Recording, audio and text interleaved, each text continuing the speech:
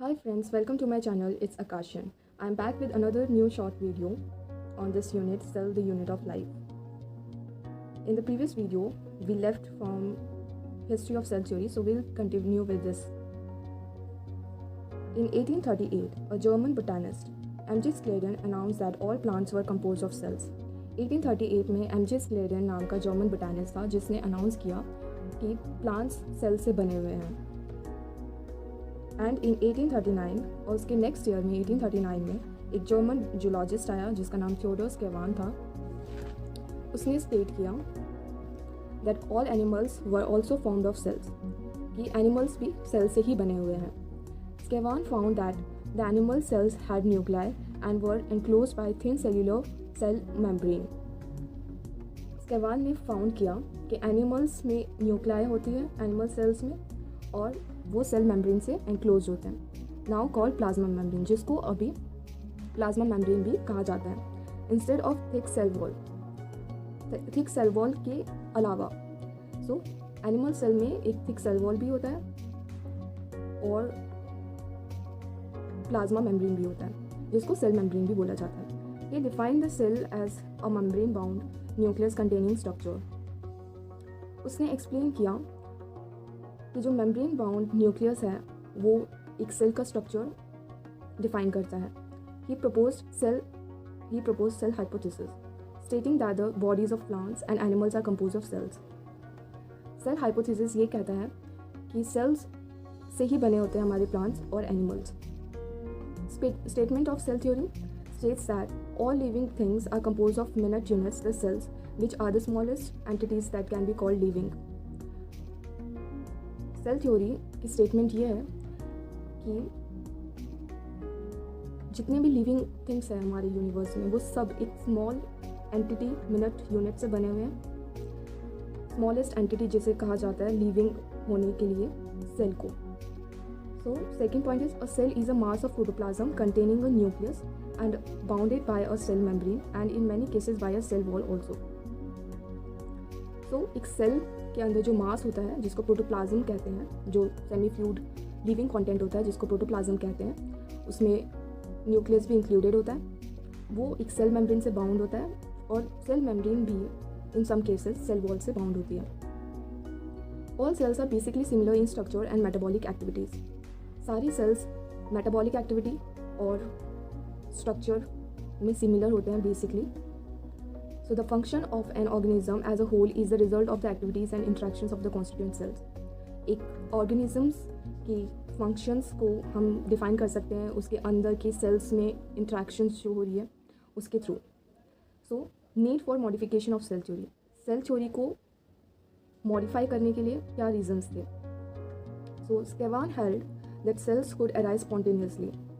स्केवान ने बताया कि सेल्स स्पॉन्टेनियसली अराइज होते हैं. A German geologist Rudolf Virchow found in 1858, एक German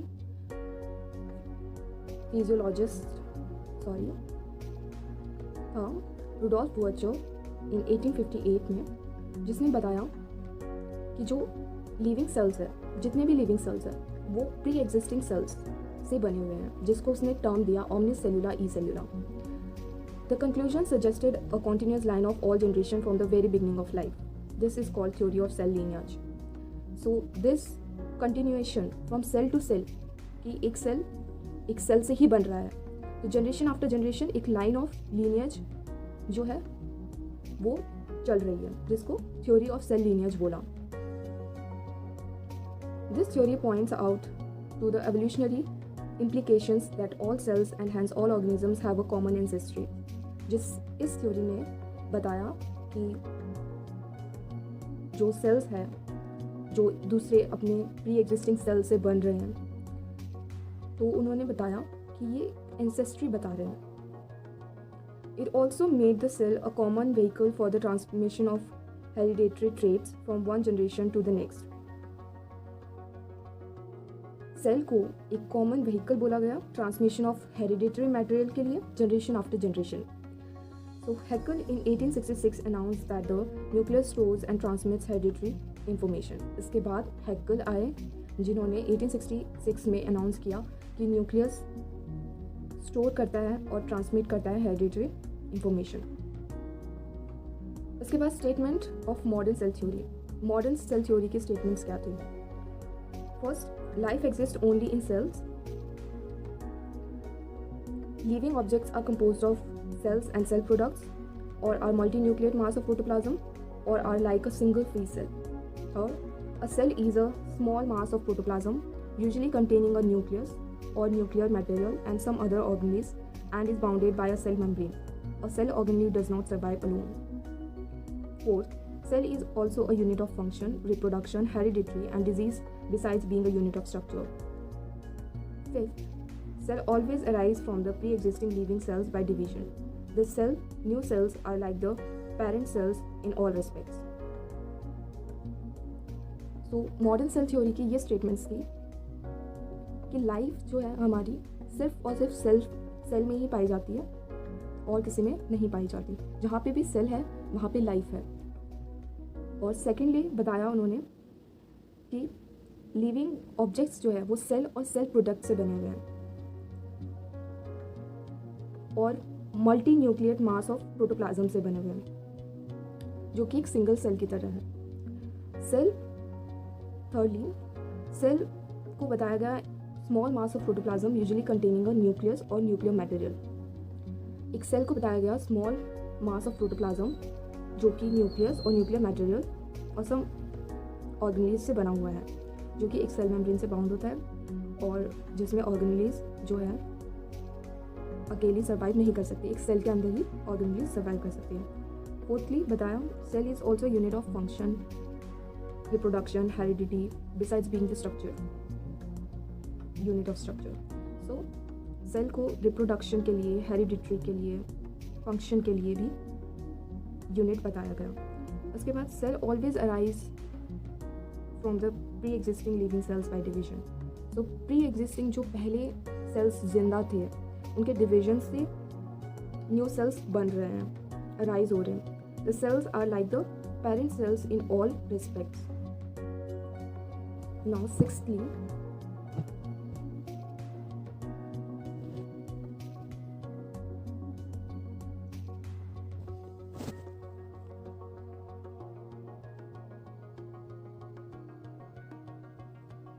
all cells existing today can trace their ancestry back to the original cells of ancient time.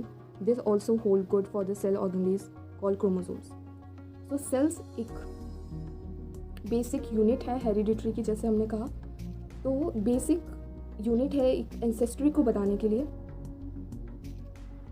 पुरानी generations की। So this holds good for the cell organelles called chromosomes. Chromosomes के लिए ये वाजिब है।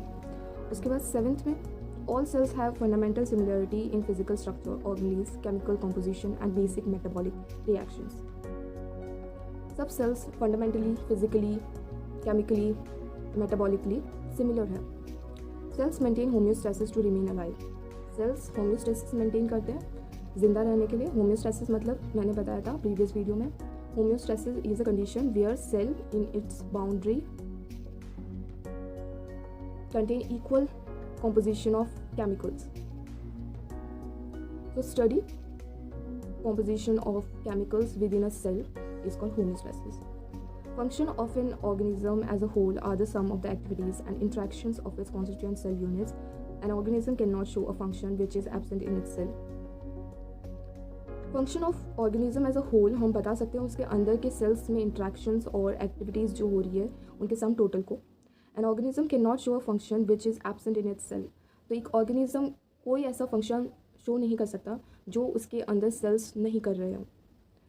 अ cell though an integral part of an organism can act, grow, divide, die independently of the other cells around it. एक cell जो है वो integral part है, एक बेसिक पार्ट है ऑर्गेनिज्म का। Besides of this, it can grow, divide, and die independently of the other cells around it. Each cell is capable of regulating its vital processes. So her cell अपने vital processes को regulate कर सकता है। Genetic information is stored and expressed within the cells. Genetic information store होती है और express होती है within a cell. Life passes from one generation to another by the organism in the form of cells called gametes. Life passes from one generation, life एक generation से दूसरी generation में with the help of organism in the form of cells called gametes. Gametes की help से एक generation से दूसरी generation में लाइफ ट्रेवल करती है. Cells sometimes assume forms which no longer have all the characteristics of cells. So cells sometimes assume करती है forms which are no longer have all the characteristics of cells. Cells may die and still remain functional, such as horny cells in animals and xylem cells in plants. Cells कभी कभी die हो जाती है, कभी कभी still functional रहती है, like horny cells in animals and xylem vessels in plants जो कि dead होते हैं. Then structure and working of a cell is controlled by DNA. एक सेल का स्ट्रक्चर और वर्किंग किससे रेगुलेट होता है, किससे कंट्रोल होता है, वो होता है DNA. तो अगर ऐसा कोई क्वेश्चन आए कि structure and working of cell is controlled by following these options, so you have to take the DNA. Now all cells have a full genetic information coded in their DNA. But each cell type uses only a part of information which is needed for its specialized structure and function. हर cell के पास अपने एक informational code होते हैं in the form of DNA, genetic information होता है in the form of coded DNA. But जो सेल टाइप्स हैं वो हर स्पेशलाइज्ड फंक्शंस दिए गए हैं हर सेल्स को. तो हर सेल अलग अलग कोड जो है वो DNA में इंटरप्रेट करता है एंड एक मैसेज लेके जाता है. Now we will study about unicellular organism and multicellular organism. So first difference in among this is in between this is unicellular organisms have a body composed of single cell and multicellular organisms have a body composed of numerous cells. Secondly, division of labor is at the organelle level. It gives a low level of operational efficiency. Division of labor may be at cellular, tissue, organ system level. It gives high degree of operational efficiency. Cell body has to face the environment on all sides. Only outer cells have to face the environment. Inner cells are devoted to other function. A single cell carries out all the life functions. Different cells are specialized for different functions. An injury to a cell can lead to death of the organism. Injury or death of some cells does not affect the organisms as the same can be replaced. Cell if dead degenerate. Dead cells can keep functioning. तो ये हमारे differences आ गए unicellular और multicellular में. इसमें इसको मैं हिंदी में आपको कन्वर्ट करके बता देती हूँ.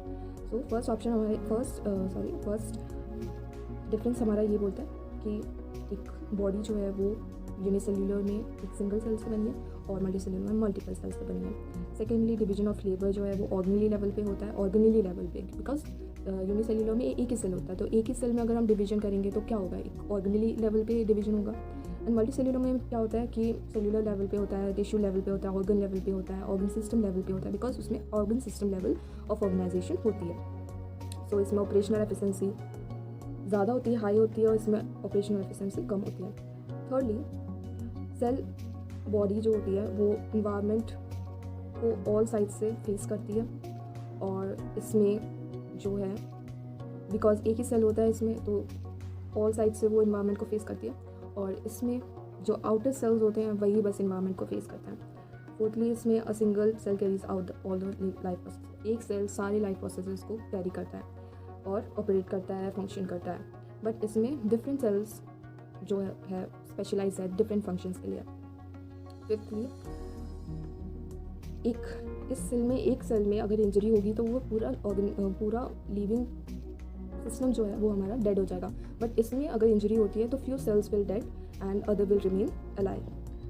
इन सिक्स्थली, अगर सेल्स डेड हो जाते हैं तो वो डीजनरेट हो जाते हैं. बट इसमें मल्टीसेल्युलर ऑर्गेनिजम्स में डेड सेल्स भी फंक्शन कर सकते हैं और करते हैं. Now seventhly, sexual reproduction if present occurs only once during the life. अगर सेक्सुअल रिप्रोडक्शन यूनिसेल्युलर ऑर्गेनिजम्स में होती है तो वो सिर्फ एक बार ही होती है, और मल्टीसेल्युलर ऑर्गेनिजम्स में repeated many times sexual reproduction होती है। एट्थली, a cell body cannot attain a large size limit being imposed by surface area to volume ratio।